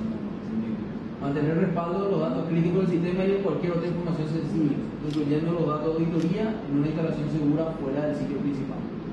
Aquí habla claramente que tiene un respaldo. Que por otro lado, con la disposición de que el 99% tiene tal día y demás, ya se va a entender los documentos. Servicio de vigilancia 24 horas, ambiente alejado de sótanos para prevenir posibles inundaciones. Digamos, el sitio debe estar ubicado en un sitio de fácil y rápido acceso en caso de necesidad para los servicios de orden público y bomberos. O sea, nos piden una cantidad de perímetros, pero a la que sea fácil de llegar para Y en el siguiente no hay la función. Hay cosas que de repente no. Eso no hay la función. El siguiente. Es decir, el edificio debe situarse en una zona de bajo nivel de delincuencia. ¿Dónde?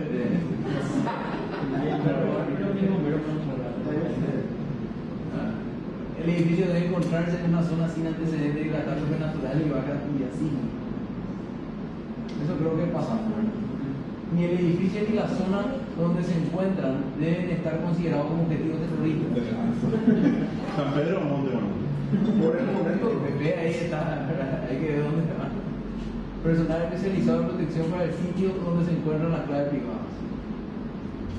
Mecanismo de prevención y protección contra incendios que cumplan las normas industriales, detección y extinción de incendios. Cableado protegido contra daños, interceptación electromagnética o interceptación de la transmisión tanto de datos como de telefonía. Usted quiere ese mecanismo de protección y prevención contra incendios porque no lo dice. Que cumplan con las normas industriales. Eso está mal.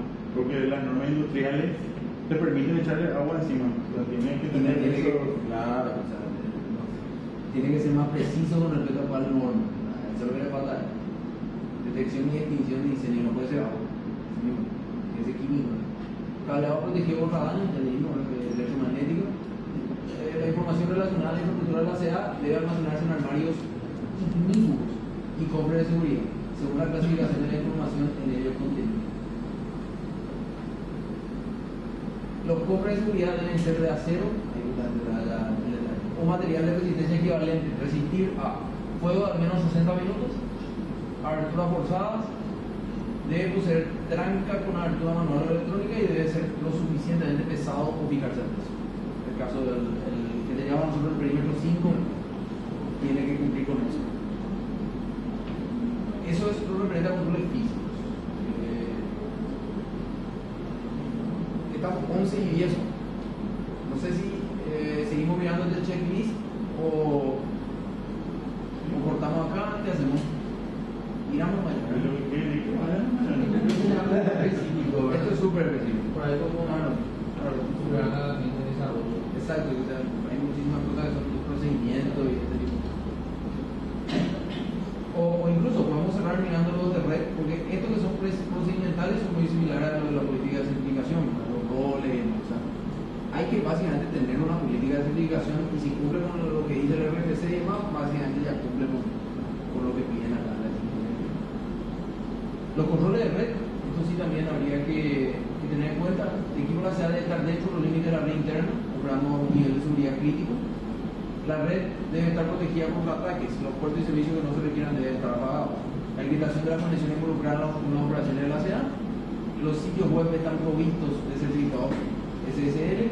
La red está protegida por firewalls y sistemas de detección de intrusos. Los accesos externos a información de base de datos de la CA están prohibidos. La CA debe controlar la ruta de acceso del usuario desde la terminal hasta los servicios. Los comprobantes tienen que ser desde la terminal hasta los servicios. Yo me imagino que los servicios ya están hablando más de software. Que va. Yo creo que va un punto más hacia eso. Y el hecho de poder cortar en todo momento los nodos de acceso y el hecho de poder cortar en todo momento una conexión que esté activa. Tener ese control, me parece. Los componentes de la red local deben mantenerse en un ambiente físicamente seguro y sus configuraciones deben ser auditadas periódicamente. Los datos sensibles deben encriptarse cuando se intercambian sobre red pública o no confiable. El cableado debe situarse en falso suelo o techo y disponer de los medios adecuados para la protección del mismo contra incendios. La red de producción debe estar separada lógicamente de otros componentes. Lógicamente no dice físicamente, no dice con el... Porque O sea, dice con lo que es el otro. con el aislado Sí, físicamente. Hay varias preguntas. Yo justamente les invitaría a que ustedes hagan una revisión de este documento. Porque esto está entresacado así, casi textual en muchos casos de la política y de la generación de práctica.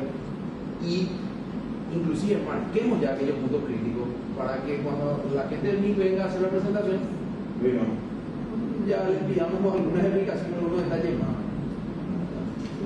Vamos a ver si el MIC viene con capacidad técnica también. A lo mejor viene, o sea, técnica informática, me refiero a esto. A lo mejor viene solamente con capacidad en el marco legal, o sea, alguien que nos presente la reglamentación. Vamos a ver. Entonces, hasta eso podemos coordinar eso. O sea, Margarita, vamos a mover de pedirle que venga a tener